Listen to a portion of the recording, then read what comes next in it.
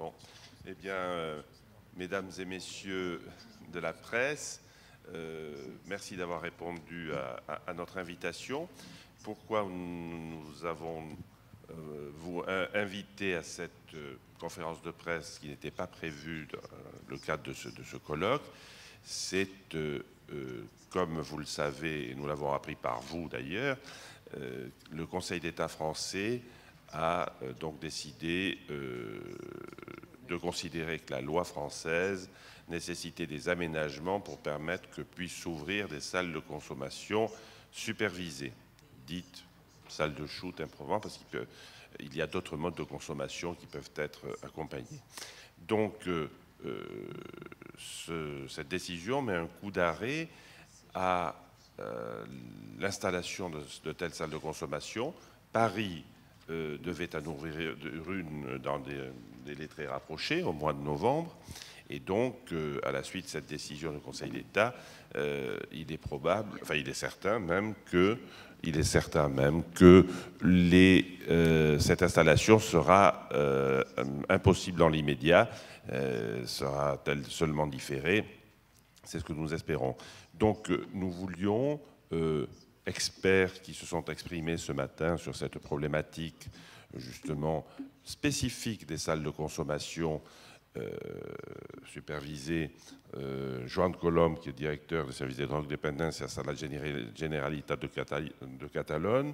Catalogne, Brandon Marshall, qui est un des experts qui a évalué la salle de consommation de Vancouver et qui a expliqué comment les données scientifiques qui ont été recueillies lors de l'évaluation de l'impact de cette salle ont permis de conduire à une décision de la Cour suprême du Canada, qui est une démocratie à laquelle, qui n'a rien à envier à la démocratie française, et je le dis en souriant, et qui donc a pu obtenir par décision de la Cour suprême que soit maintenue l'activité de cette salle de consommation à Vancouver, ouvrant la porte ainsi à d'autres expérimentations, enfin à la création d'autres salles au Canada. Mais non seulement cela, la Cour suprême a condamné aussi le gouvernement qui voulait faire fermer ces salles de consommation et cette condamnation du gouvernement a demandé des excuses en quelque sorte, était fondée sur le fait que le gouvernement, en fermant cette salle, aurait mis en danger la vie de citoyens canadiens en attentant à la charte sur la protection de la vie donc, du Canada. Je pense que je vais passer le micro donc, à chacun des collègues et amis présents pour qu'ils interviennent sur ce thème, et nous tenons à votre disposition pour, bien sûr, répondre à vos questions. Alors, maybe you start, Brandon?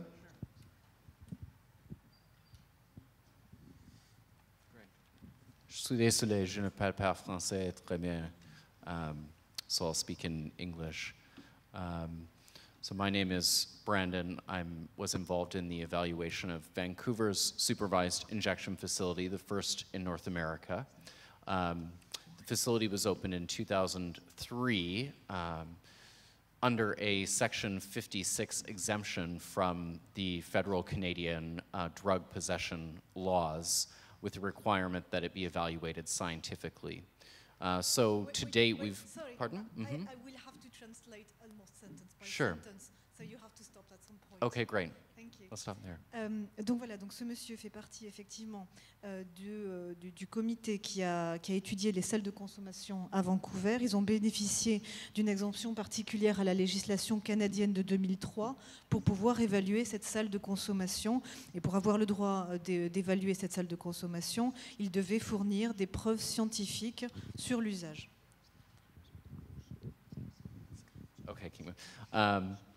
So to date, we've published over 30 peer-reviewed studies that have examined the potential benefits and harms of this facility. We've observed significant reductions in HIV risk behavior, significant increases in uptake of addiction treatment, and reductions in overdose in the community, and have not observed any harms that many organizations and folks were concerned about. Donc à ce jour, nous avons publié 30 études qui ont été revues par des pairs qui mettent en évidence une réduction dans les comportements à risque, une augmentation de l'inclusion des toxicomanes dans les programmes de substitution aux opiacés, une diminution des overdoses dans la communauté autour de cette salle et absolument aucun des effets délétères qui étaient craints par les riverains et les personnes qui étaient contre cette salle de shoot. So although every country should examine what model of intervention will be most effective in their setting to reduce drug-related harms, our experience in Vancouver is that this has been a very effective intervention to improve the health of drug users, and that's very consistent with evidence from other facilities in Australia and Europe as well. Alors évidemment, chaque pays doit prendre les mesures qui s'imposent et doit prendre les mesures qui lui semblent efficaces pour réduire les risques dans le contexte national particulier. Mais nous, ce qu'on peut dire, c'est que notre expérience à Vancouver est une expérience réussie, qui est d'ailleurs une expérience réussie, qui a montré une efficacité pour les toxicomanes de Vancouver. Et on a des résultats qui sont aussi cohérents avec d'autres études qui ont été menées dans d'autres pays, notamment en Australie, mais aussi en Europe. Merci beaucoup. Marie-Geoffrey Roustid, qui est directeur de recherche à l'INSERM et qui a participé depuis de longue date à de nombreux travaux, en particulier à l'expertise collective de l'INSERM, qui avait conclu en France à la recommandation de l'expérimentation des salles de consommation, thème qui avait été repris par le ministre de la Santé de l'époque, Roselyne Bachelot, avant d'être brutalement interrompu à l'approche de campagne électorale. Oui, donc juste quelques mots. Effectivement, j'ai participé avec d'autres chercheurs à l'expertise collective INSERM qui avait recommandé donc l'expérimentation et l'évaluation des salles de consommation médicalement supervisées en France. Donc là, la MILT a confié à un consortium d'équipes INSERM dont je fais partie, mais qui regroupe également d'autres équipes INSERM, donc l'évaluation de ce type de dispositif. Donc on espérait pouvoir commencer effectivement l'évaluation au mois d'octobre, au moment de l'installation de la salle, mais donc on espère que ce sera juste retardé de quelques semaines. Non, moi juste quelques mots pour reprendre ce que j'ai évoqué tout à l'heure sur la situation épidémiologique française. Donc dans le cadre des travaux que j'ai menés ces dernières années, on a mis en évidence une reprise des pratiques à risque donc ces dernières années chez les usagers de drogue, et également le fait qu'une part importante des injections était réalisée dans l'espace public. Et donc l'ensemble de ces éléments, donc reprise des pratiques à risque, existence de pratiques d'injection dans l'espace public et prévalence du VIH et de l'hépatite C relativement élevée encore en France, nous amène en tout cas à dire qu'il est important de pouvoir évaluer des mesures innovantes, puisque le modèle français de réduction des risques n'a pour le moment pas encore fait la preuve de son efficacité avec les mesures existantes sur une diminution importante de la transmission de l'hépatite C et sur la diminution des pratiques à risque. Donc en fait, c'est pour ça que c'est important de pouvoir proposer, comme on l'avait fait dans le cadre de l'expertise INSERM, des mesures nouvelles. Les salles de consommation en font partie. Il y a également d'autres mesures qui avaient été recommandées dans le cadre de l'expertise INSERM. Et donc, il serait important effectivement qu'elles puissent être mises en place pour ensuite être évaluées et de voir si effectivement en France on obtient le même type de résultats positifs que ceux qui ont pu être observés à Vancouver. Si on observe d'autres types de résultats, peut-être que c'est d'autres types de lieux qui pourront être, en tout cas d'autres types de modalités d'application des salles de consommation qui pourraient être envisagées, mais en tout cas il est important que ça puisse se mettre en place pour pouvoir être évalué en termes d'impact sur la santé publique. Merci Marie. Donc Olivier Maguet, qui est administrateur de l'association Médecins du Monde, notre association qui est présente ici depuis 1994 et même avant, puisque Médecins du Monde est partiellement né à Biarritz, c'est une autre histoire.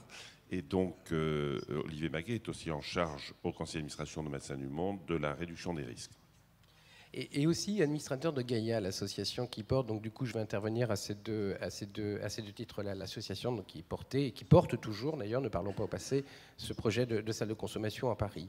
Pour faire très court, 3 points que j'aimerais partager avec vous. Le premier, je l'ai dit tout à l'heure très rapidement, on a deux façons de voir cette nouvelle, sans désespérer ou sans réjouir, bien évidemment, c'est pas très agréable, et en même temps, moi j'y vois quelque chose de positif. Enfin, comme je le disais, le voile est tombé. Enfin, nous savons qu'il n'est plus possible de continuer à bricoler avec le contexte légal existant, et y compris les ouvertures que nous a permis la loi de santé publique de 2004. Nous avons atteint les limites de ce qui était possible et de ce qui était faisable dans le cadre légal actuel. Et contrairement, et je pense que ma collègue de l'Association française de réduction des risques y reviendra, contrairement à ce que déclare la présidente de la MILT aujourd'hui, non, ça n'est pas possible d'assumer ces deux politiques pour continuer à avancer et continuer à expérimenter, évaluer ces expérimentations-là. Ça, c'est le premier point. Donc au moins, nous savons que pour continuer, il va falloir s'attaquer à cet édifice légal qui n'est que la traduction de conventions internationales fortes. Ça m'amène au second point. Le second point, il est que, quelque part, autour de nous, dans cette salle, et tu rappelais l'histoire de Médecins du Monde depuis quelque temps ici, nous sommes bien évidemment très nombreux à avoir, avec nos engagements respectifs, nos statuts respectifs, essayer de faire bouger ça, ou en tous les cas essayer de mobiliser l'opinion publique et les décideurs publics sur un changement de la loi sur les stupéfiants en France. Nous n'y avons pas réussi, bien évidemment. Le contexte est différent aujourd'hui. Nous ne pouvons plus déconnecter la situation française de l'évolution mondiale. Et ça, c'est le deuxième message que je veux faire passer. Le monde bouge. Pour reprendre une expression que j'utilise parfois, on assiste à un réchauffement climatique en matière de politique internationale de contrôle des drogues. Le monde se réchauffe, s'agite. Il n'y a qu'un seul endroit où nous restons dans une période de glaciation intense, la France, voire même de régression. Voilà. Alors que les espaces s'ouvrent avec ce réchauffement climatique, concrètement ça s'appelle des États qui changent leurs dispositions légales, des États qui appliquent une jurisprudence de haut niveau, je pense à la Cour suprême d'Argentine, et je parle bien sur le statut légal des drogues, hein, je ne parle pas uniquement des décisions de justice comme la Cour suprême du Canada qui permettent de continuer ces expérimentations. Le monde bouge, et ce monde-là qui est en avant a demandé la tenue d'une session spéciale de l'Assemblée générale des Nations Unies au mois de juin 2016 pour mettre à l'ordre du jour la réforme de la politique internationale des drogues. Donc, à la différence de ce que nous avons tous connu dans le passé, où nous avions l'habitude et le sentiment de nous heurter à un mur, rien ne bougera, l'édifice ne bougera pas, c'est pas vrai. Et si le politique vous dit que c'est vrai que ça ne bougera pas, il vous ment, de droite comme de gauche. C'est un discours fort de Médecins du Monde aujourd'hui. L'édifice s'écroule et la France est complètement en dehors de cet agenda diplomatique international. Notre rôle de la société civile va être d'outiller la France là-dessus. Le troisième point, comment on s'y prend, sachant que nous sommes portés par ce mouvement, un mouvement d'ailleurs qui est largement partagé au niveau international par les mouvements de réduction des risques, et ce fut un des points de la conférence mondiale de Vilnius il y a quelques mois, qui a permis de faire cette connexion entre l'obligation impérieuse d'intégrer au cœur de la réduction des risques la réforme de la politique légale des drogues. Le troisième point, j'y viens, tu m'excuseras Marie, avec tout le respect que j'ai pour toi, certes il faut continuer la science, mais la science a échoué aujourd'hui à faire changer la décision publique. Et c'est bien ça le message essentiel. Nous devons réoutiller aussi le débat politique en France autour de questions peut-être inhabituelles de la part de ce que nous sommes. Je ne nie pas l'obligation de continuer à évaluer ces dispositifs, bien évidemment, mais ça se saurait si les évidences de santé publique produites depuis 25 ans en France, on parlait de la méthadone tout à l'heure, et Jeanne-Marie nous rappelait de nouveau l'histoire de 65, la méthadone est certainement le médicament qui a été le plus évalué au monde. On sait que ça marche, je n'y reviendrai pas. Ça n'est pas suffisant.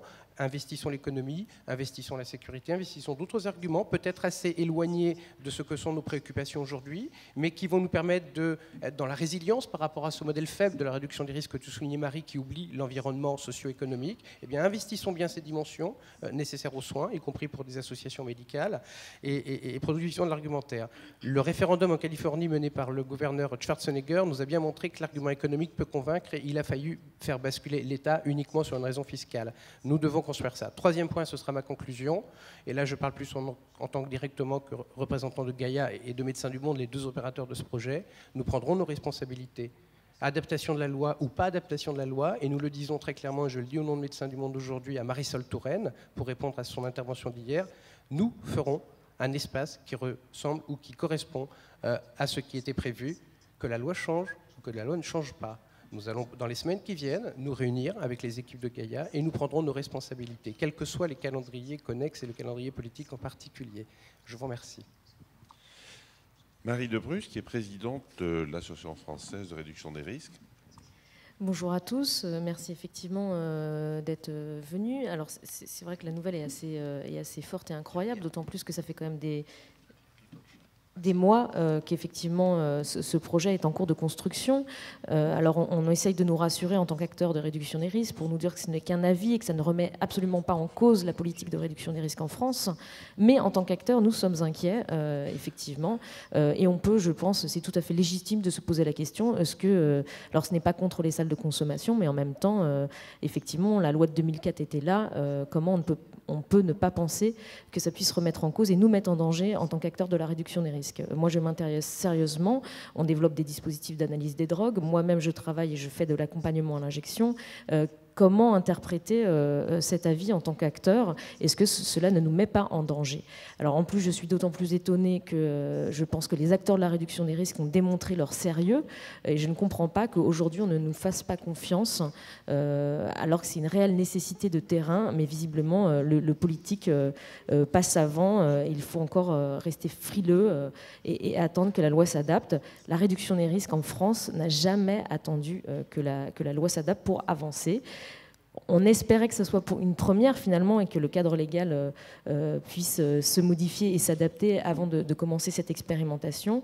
Ça ne sera pas le cas une fois de plus. Et effectivement, comme l'a dit Olivier Maguet, les acteurs de terrain prendront leurs responsabilités comme ils l'ont déjà fait dans le passé face à l'épidémie de sida. Voilà. Donc malheureusement, on est encore obligé de le faire et de se mettre en danger en tant qu'acteur.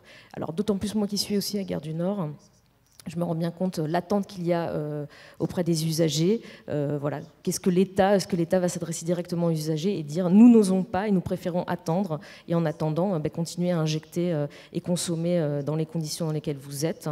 Actuellement, il y a des consommations dans l'espace public, il y a des consommations dans les structures de réduction des risques. C'est une réalité, cette réalité va continuer. Voilà, j'en suis désolée. Alors juste pour terminer, effectivement, la seule chance, effectivement, comme l'a précisé Olivier Maguet, c'est que ça va relancer le débat sur le cadre législatif en France. Il se trouve que nous avions prévu une réunion publique, ici le petit papier, vous pourrez l'obtenir ici. Il y a une réunion publique qui est prévue le 22 octobre avec Michel Kazakine et Ruth Dreyfus pour présenter la traduction du dernier rapport de la Global Commission on Drug Policy qui, effectivement, dénonce la guerre à la drogue. Donc le calendrier fait que ça arrive dans les mêmes temps. Voilà, j'espère qu'il y aura du monde et que ça pourra au moins permettre d'enrichir le débat pour effectivement sortir de la guerre à la drogue également en France. Voilà, merci beaucoup. Donc Miguel Velasquez, qui a la double citoyenneté espagnole et française et qui, en France, est le président d'une association d'autosupport, ASUD, association d'autosupport des usagers de drogue. Voilà. Cela fait 18 ans que ASUD avait ouvert une salle de consommation à Montpellier avec l'aide de Médecins du Monde et de la mairie de Montpellier, et l'expérience fut interrompue au bout de 6 mois pour des raisons politiques et morales.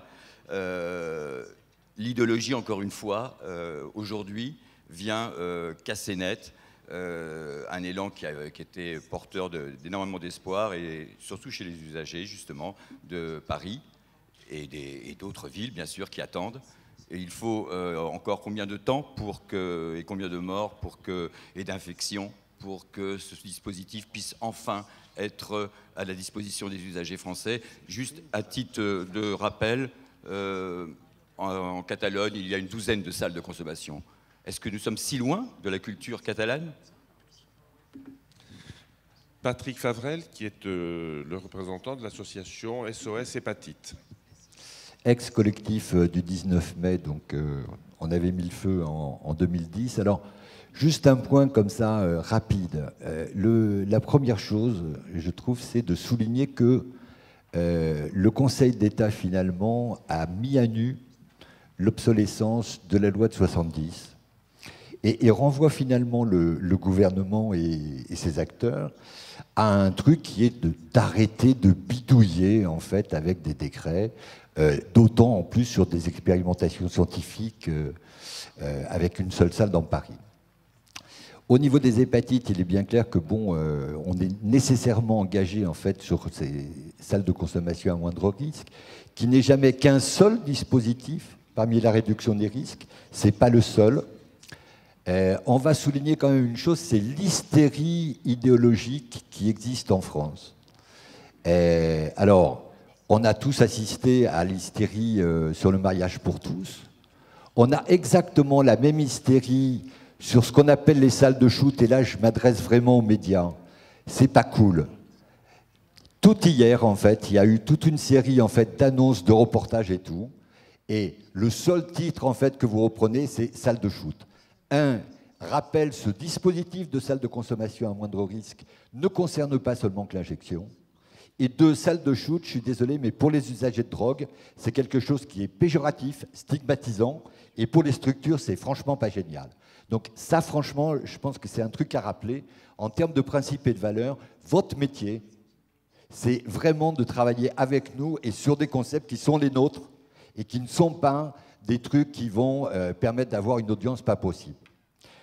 Entre parenthèses, la salle de shoot, notamment, c'était, comment s'appelait-il, l'ancien Premier ministre, François Fillon, qui avait commencé à le balancer, et il y a eu une reprise dans les médias pas possible.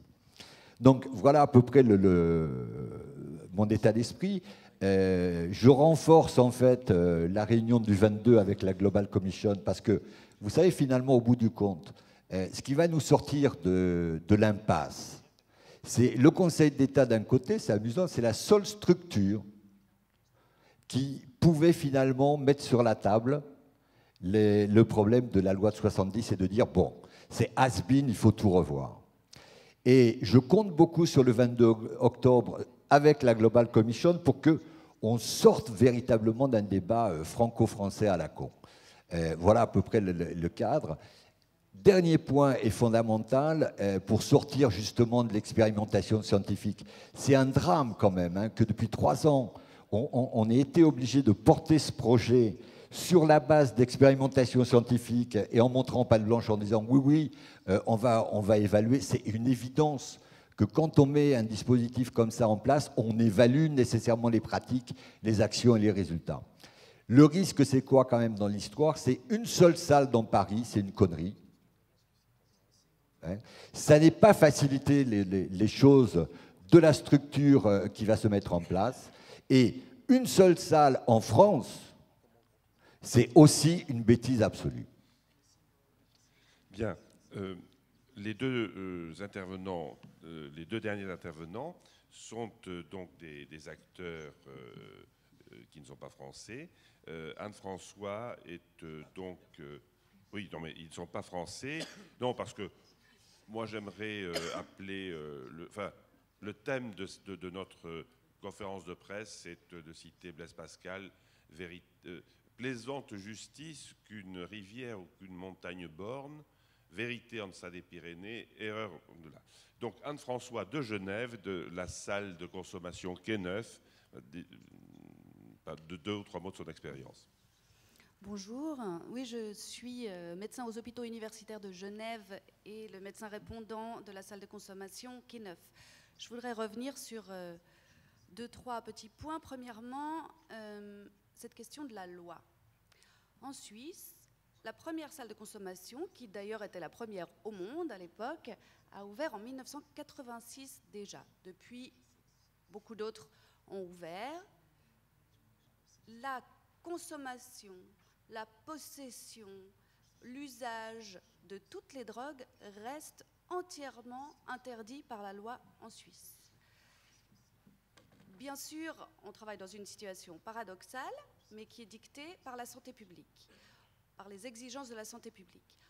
En Suisse, tout le développement de la réduction des risques a été mis en place sur des mesures fédérales urgentes parfois, jamais sur la loi. La nouvelle loi sur les stupéfiants qui a enfin ancré le dispositif de réduction des risques et les programmes de prescription d'héroïne en Suisse a été votée 20 ans plus tard, en 2008 seulement.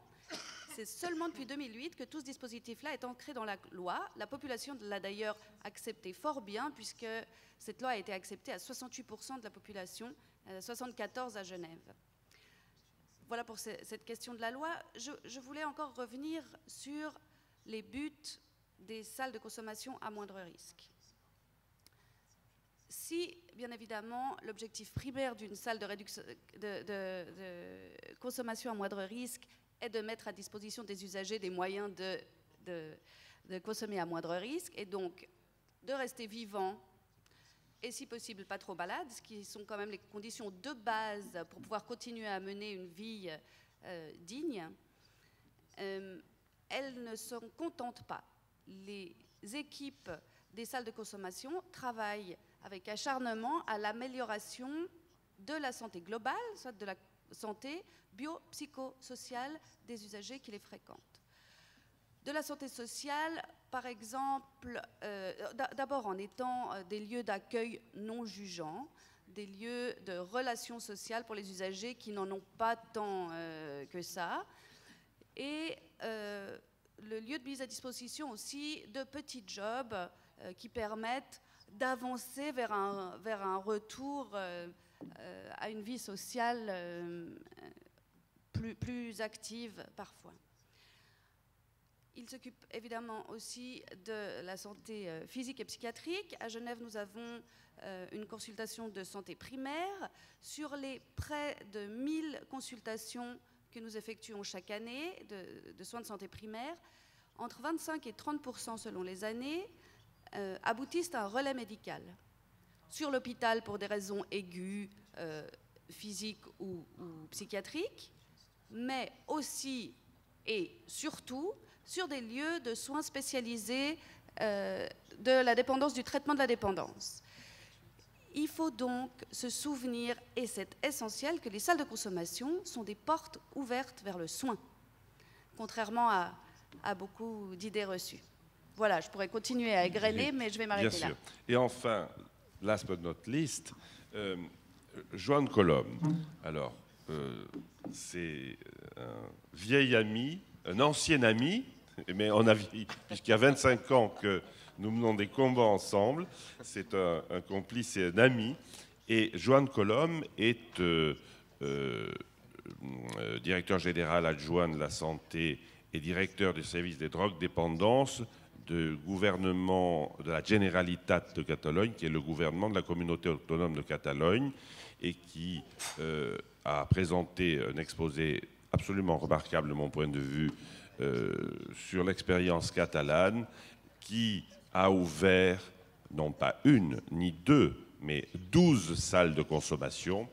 Et je demande à Joan donc de témoigner en quelques mots pour pouvoir répondre peut-être utilement à vos questions. Je parlerai moi après, enfin, je pourrais vous parler aussi de ce que l'on a fait avec Médecins en transfrontalier, avec Médecins du Monde France et Munduco Medicoac, qui est la branche basque de Médecins du Monde, puisque dans notre collaboration, nous avons aussi ouvert une salle de consommation en Catalogne, mais à Bilbao, au Pays Basque. Donc, Joan. Merci beaucoup, Jean-Pierre. Je suis très désolé parce que je ne parle bien français, mais je prouverai avec l'aide inestimable de ma collègue de parler en français un peu. C'est curieux parce que probablement la Catalogne et l'Espagne, c'est un peu différent parce que nous n'avons pas de loi. C'est la même chose que la France, il n'y a pas de loi qui a permis l'aperture de différentes salles de consommation, mais nous avons 12 salles de consommation, 10 fixed, et 2 mobiles, c'est correct, 2 mobiles. Et je dis que pour lutter avec l'hépatitis, la sida et aussi la problématique de la toxicomanie en général, sur la perception de la santé publique, pour moi c'est très important, la vision de santé publique, il résulte, il la lutte avec la toxicomanie. Nous avons fait ces salles, mais c'est très intéressant de savoir que pour faire bien, il est nécessaire de combiner différentes ressources. les salles sont très importantes. J'ai dit avant que beaucoup de personnes qui n'ont jamais initieront et traitement et la santé publique, la règle publique, les réseaux publics, excusez-moi, jamais, avec la salle de consommation, c'est la première porte, la première porte d'arrivée. Et maintenant, 1000 personnes sont traitées avec programme de substitution comme la méthadone ou autre à notre réseau de traitement. Ce n'est pas possible sans la salle de consommation. Deuxième, at the same time, maintenant, oui, c'est nécessaire aussi les programmes de substitution. Et troisième, très important, la prévention de la sobredosis et de la sida et de l'hépatite C. Et si c'est possible, ensemble, en la même place, en le même lieu, nous avons beaucoup vont résulter après ça, parce que nous avons diminué le nombre de personnes des sida, les personnes, nous avons incrémenté beaucoup. Comment? Augmenter les personnes qui sont en traitement. Nous avons diminué la vie intraveineuse. Beaucoup de personnes disent, avec la salle de consommation, beaucoup de personnes augmenteront la bénoponction. Ce n'est pas vrai. Nous avons diminué très très forte, et aussi nous avons diminué la mortalité, la morbidité et la overdose, overdose. Ça c'est très très très bon résultat, et nous n'avons pas de loi. Nous avons appliqué cette politique basée en deux conceptions. La conception de la santé publique, que c'est un bien por dessus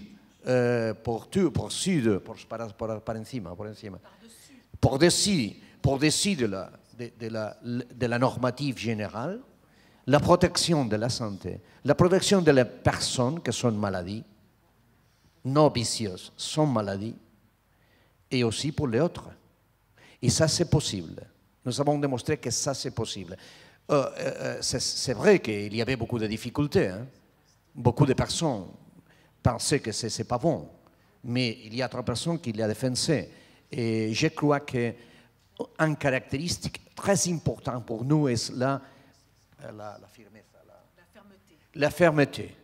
Nous avons, par exemple, en salle à manger et le nord de Barcelone, que chaque semaine, les mercredis, pour les noirs, et personne, cortar, comment ça s'appelle cortar, coupe la vie principale chaque mercredi pour les noirs, pour les nuits, incluso, comment je dis?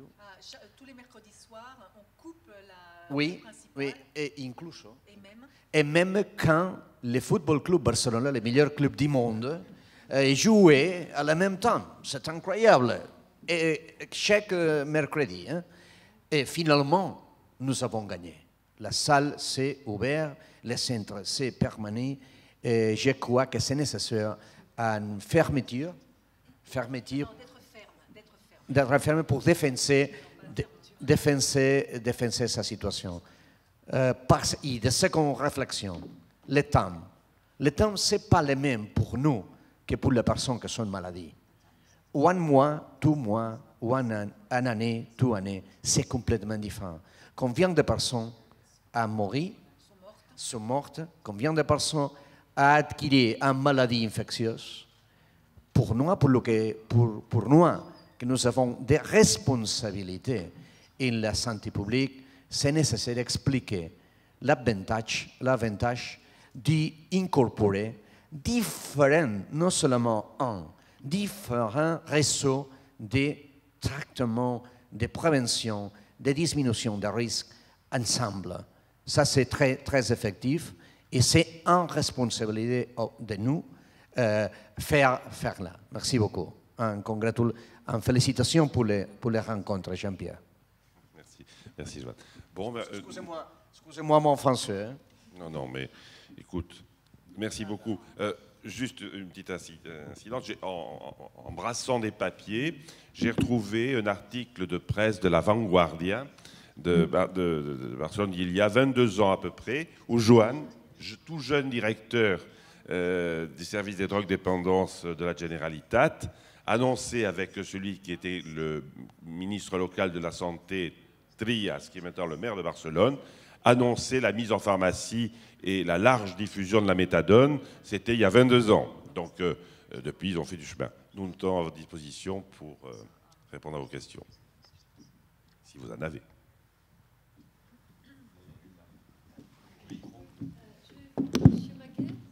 Monsieur Maguet, pouvez-vous nous dire comment et quand vous allez mettre en place... Rapprochez le micro. Oui, je voulais savoir quand et comment vous alliez mettre en place cette salle qui sera un petit peu hors la loi, si j'ai bien compris, à Paris. Alors, il y a deux choses. La première, c'est qu'on va effectivement voir comment les choses évoluent d'un point de vue juridique et institutionnel, suite aux annonces faites par le gouvernement, dont Marisol Touraine, encore une fois, hier. Ça, c'est le premier point. Donc, si c'est un calendrier qui va vite, j'y crois personnellement, moyennement. Je ne nous vois pas rentrer dans un débat parlementaire à la veille des municipales. Mais voyons ce qui va en sortir. Nous, vous savez, on est dans un dialogue stratégique. On reste ouvert, hein, notre porte est toujours ouverte. Mais on marche sur deux jambes. Donc, la deuxième jambe, c'est dans les semaines qui viennent, pour répondre très clairement à vos questions, avec les collègues de Gaïa, nous allons nous voir. Et vous savez, quand on fait de la politique, le vrai acte politique, c'est le vote d'un budget. Le budget fixe les orientations. Donc nous, on a une deadline qui est le 5 décembre et le 15 décembre, qui est le vote du budget annuel de Médecins du Monde. Et là, en fonction des réponses qui nous sont données, en fonction aussi des engagements financiers qui avaient été pris par l'État, en fonction de ce qui sera acquis, pas acquis, ben vous verrez très concrètement à travers notre budget annuel ce que nous mettrons pour mettre en place un espace que nous appellerons peut-être autrement et dans lequel il y aura à minima des interventions qui existent, menées, expérimentées par Médecins du Monde, qui iront peut-être plus loin et qui feront peut-être que Médecins du Monde renouera avec son histoire, qui est d'avoir introduit les services en France hors la loi, hors sol, en dehors de la loi. Et ça, c'est une chose que nous savons faire. Jean-Pierre est bien placé pour le savoir. Et nous n'allons certainement pas renoncer à ça parce qu'un gouvernement s'est réfugié derrière une certaine forme de vision bureaucratique et technocratique. Ça, nous l'assumons très clairement. J'ai encore une question, juste. J'aimerais savoir comment les Suisses et les Catalans jugent l'attitude française et l'attitude politique. Ils expliquent, essayent de comprendre pourquoi la France est complètement à part dans cette démarche de salle de consommation. Et aussi le Canadien, peut-être. Bon, c'est toujours difficile de s'exprimer, puisque évidemment, quand on vient de l'extérieur, on ne comprend pas toutes les choses souterraines qui se jouent dans la politique, mais en tout cas, c'est difficile de l'expliquer. Les évidences scientifiques sont là. Il ne faudrait pas oublier non plus que les usagers de drogue sont aussi des fils et des filles, des sœurs, des frères, des conjoints, des parents. Ce n'est pas un groupe imperméable, et que donc, si les gens qui consomment des drogues sont en meilleure santé, nous sommes tous en meilleure santé. Donc c'est très difficile de comprendre à l'heure actuelle comment, avec autant, puisque comme ça a pris déjà un certain retard, on va dire, pendant lesquels les évidences scientifiques ont continué à s'accumuler, c'est extrêmement difficile de comprendre comment on laisse l'idéologie et des discours simplistes passer par-dessus des évidences scientifiques. Moi, j'ai du mal à comprendre, effectivement, mais c'est peut-être le pragmatisme suisse qui, de temps en temps, fait du bien. Je vais parler en espagnol parce que c'est très intéressant. Tu m'as dit très, très bien qu'est-ce que je voulais dire avec mon expression.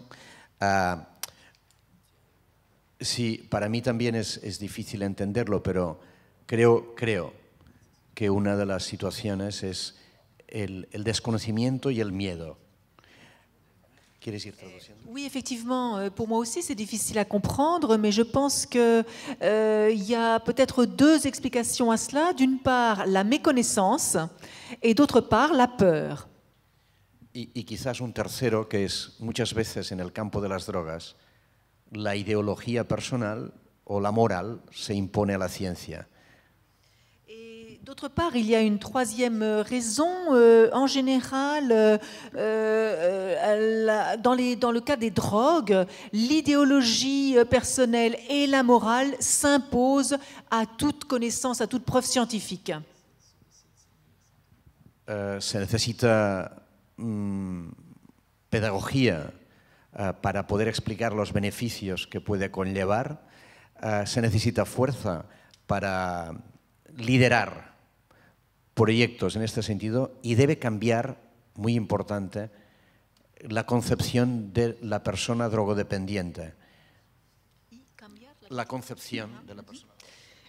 Oui, et je crois que pour dépasser cela, il faut d'une part de la pédagogie pour expliquer de quoi il s'agit, et d'autre part, je crois qu'il faut une force très importante pour mener à bien les projets que l'on a envers et contre tout.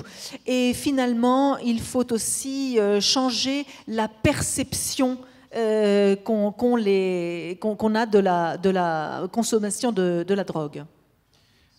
En España tampoco es igual en todas partes la respuesta. No es lo mismo lo que hay en Cataluña, lo que hay en el País Vasco, que lo que hay quizás en otras regiones de España. Por lo tanto, la respuesta no es única ni igual. Et en Espagne, il faut dire aussi que la réponse face à cela n'est pas la même dans toutes les régions. En Catalogne, la réponse est différente de celle qu'il y a au Pays Basque et dans le reste des régions. Y por último, me gustaría decir que muchas veces el problema es la concepción de la enfermedad.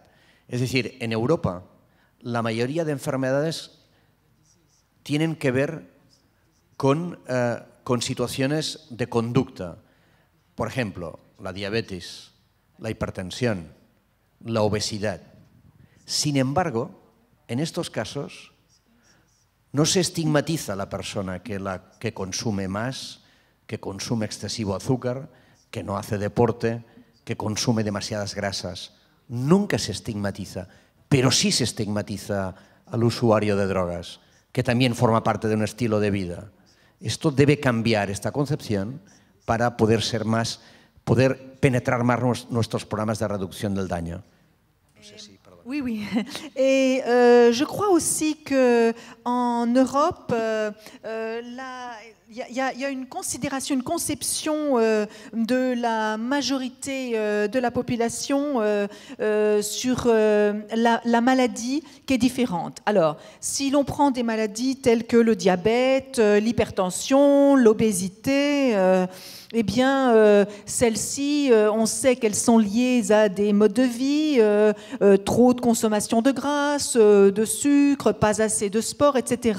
Mais cependant, on ne stigmatise pas les personnes qui souffrent de ces maladies, alors que l'on stigmatise les personnes qui utilisent de la drogue.